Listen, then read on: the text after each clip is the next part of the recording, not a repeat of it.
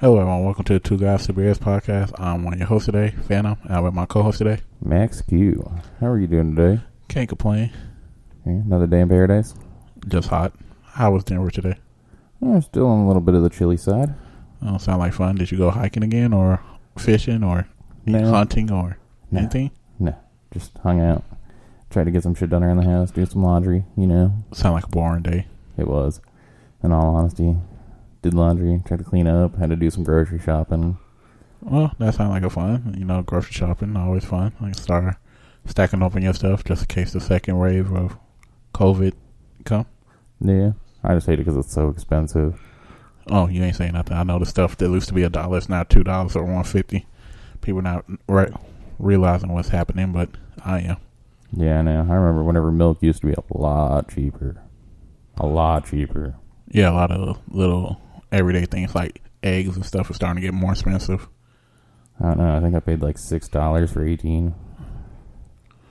Yeah, I used to only pay like $5 or $4 because I go to Sam's to get the 36 pack of eggs. Yeah, I kind of figured. You're not as picky as I am, though. Nope. Hey, whatever. Once again, my belly is going out this one way. So. Yeah, I try to pick everything organic, or everything is at least as healthy as it can be. Must be nice to have the money to do that. I'll just do it. I just get what I can. Now I try to buy like healthier stuff, but like I don't care if it's organic or not. Like eggs and milk, I don't drink. Yogurt, try to be as healthy as possible. Sausage, only eat like trying to cut out on pork and beef, and only eat like turkey and chicken. Yeah, red meats is definitely a good thing to get rid of because it takes your body a lot longer to process them than most stuff. Well, not only that, I'm going to start, due to all that stuff we said over the previous podcast, how meat is starting to get affected by COVID, I'm probably going to cut out, start only eat meat once or twice a month. Yeah, you should eat it more than that. It's good for you. It's good for you, but if you get sick from it, because pretty soon they're going to start doing genetic food. Yeah, just make sure you heat it up right and kill everything. Yeah. Well, let's talk about how someone will not get charged in Illinois. Yeah, just so everybody knows, we're trying to tell the story the best we can from what all we can gather from it. So it's not, don't take everything exactly the way we say it. Like we said, we just two guys drinking beer, so all we can do is read the stories. And the thing we starting to realize is CNN gonna post stuff their way. Fox News gonna post stuff their way, and we just gotta figure out what's the truth in between. Yep, that's the best we can do. I just wanted to clarify that so that way people aren't like, oh, they said it happened this way and it really happened this way. Well, we're just trying to give it to you the best that we can. Yeah. But basically, so there was a kid, and he had shot a couple people who had apparently attacked him, and I mean, I'm sure you guys remember from a story we did this a couple podcasts ago, but he had he had shot people that were attacking him, and at first it seemed like he just shot people that was inside the crowd, and he just killed, I think, 2 people and 3 people. Yeah, but apparently all the people that he shot were actually people that had attacked him, and apparently now they had figured out completely that the gun that he was using was not brought in from Illinois, so he's only going to be charged in Wisconsin for his actions. But I don't know. I mean, the whole situation is just kind of messed up. I mean, the whole situation is very weird because I don't know why that guy felt like he had to shoot a warning shot. Also, I don't understand why was that kid walking around with a AR-15 around his neck at the age of 17. Like, I looked at the laws in Wisconsin. Until you 21, you can't buy most rifles, and even then, when you 18, your parents supposed to be around you, and it's no, like, the weapon he had has no concealed weapon type thing that he could do. So it was like no point in him walking down the street with a AR-15 like he had it. So you're not allowed to actually get a rifle whenever you're in Wisconsin until you're 21? Not until you're 18, so you can take a class. I mean, that doesn't mean he can't have it, though. I mean, even if it's his parents, he's not supposed to have it. Unless you take a class, because like kids, the youngest you can have it is 12, and you have to take a class for hunting technically. And you're supposed to go to like a hunting class. I don't know if he did it or not. Who knows? Probably did, but it's still like the point. Like, I want to know what charges he will get. Because technically, walking down the street, because what you're trying to say is anybody could just walk down the street with an AR-15. And technically, it's not even in his name, so. Yeah, I mean, I don't know. I'm not sure exactly what they're going to do about it not being in his name. I mean, I'm sure the person that it belonged to is probably going to end up with some sort of charge for giving it to a minor. Yeah, I feel like I don't even know who. I think it was his parents. They said it was one of his friends. Oh. It wasn't his parents. Oh, the story I was reading was somebody that he knew. I just thought it was his parents. Well, I mean, it could have been. I mean, like I said, this is the problem with every story on every news channel being different, is that we're basically just trying to piece it together. But like I said, yeah, I mean, from what I understand, it was one of his friend's weapons. At least that's the article that I read, is that that's what it was. I mean, it could have been one of his friends. Like I said, article I read could have been completely wrong. But if it's one of his friends, I feel like the friend going to get charged for distributing a gun to a minor. Plus, the kid going to get charged for openly carrying a weapon. And then, depending on, like, people gun laws, I know he shot one person in the back end. In Georgia, if you run away, you shouldn't get shot and you was attacking somebody. So, I mean, we gotta look up Wisconsin's laws about that, because he may go to jail for reckless endangerment. Yeah, I mean, he has a lot of felonies right now that he's been charged with, but I mean, that doesn't really mean anything, because I mean, it'll be up to a jury and the prosecutors and everything like that to completely determine once it actually goes to court.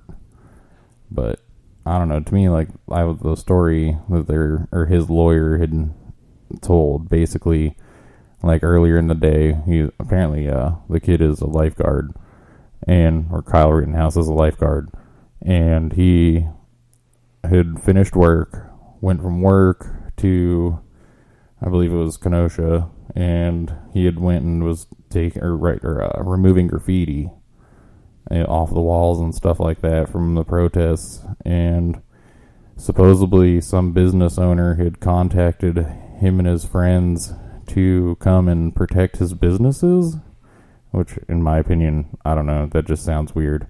I'm just like, why would a business owner be calling fucking children? Yeah.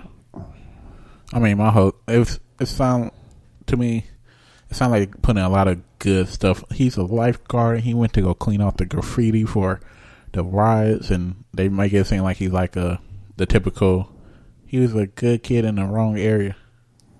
I mean, yeah, but I don't know, like, not even just to, like, top that off, like, when they said, like, he agreed to go help protect these businesses, and he had brought a first aid kit and his rifle, and I mean, but in the photos, I didn't see a first aid kit, did you? I didn't see any either, but that's what I was getting at. I was like, some of the shit his lawyer was saying, I was just like, but still, again, like, hey, what adult is calling a child to protect his business?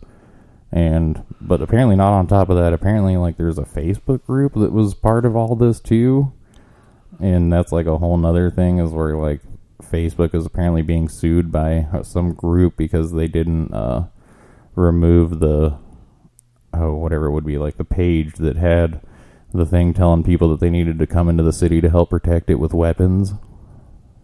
So, like, I'm assuming that because that was part of the story too. Yeah.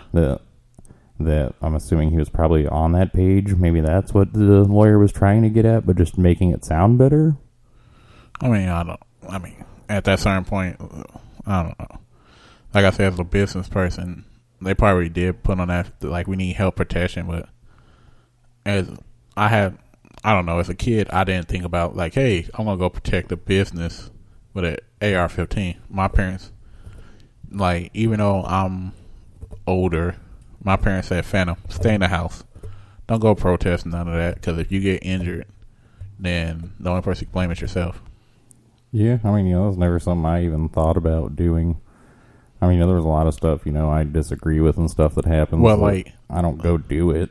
Well, like, the morning, like, I would do morning protests, like, just protests, but, like, nighttime, I'll have to go home, because nighttime, I know protests never go the way it should go. Everything always go a lot worse, because nighttime protests, I don't know, that's when people start rioting and stuff, but during the daytime, I know, like, even when we had our protests in Savannah, it was peaceful.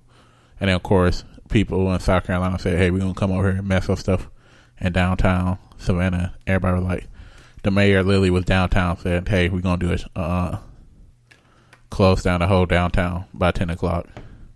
And literally they closed down the whole downtown. Well, they tried to, but, people kept walking around and stuff. And literally nothing happened because every corner was like 5 police officers plus National Guard. Yeah, I mean, that's how it should be. I mean, they need to actually peacefully protest. I mean, all this added bullshit that they're just throwing in with it nowadays is just crazy. Like, I'm sorry, what is burning down somebody's business really going to help you? Well, the funny part is the person, remember the video, that guy burning down the Advance Auto? Yeah. It actually came out that he was an ex-cop. Like, literally, his wife told on him, and, like, literally, he's getting charged. Because, literally, like, in other videos, they seen the same guy.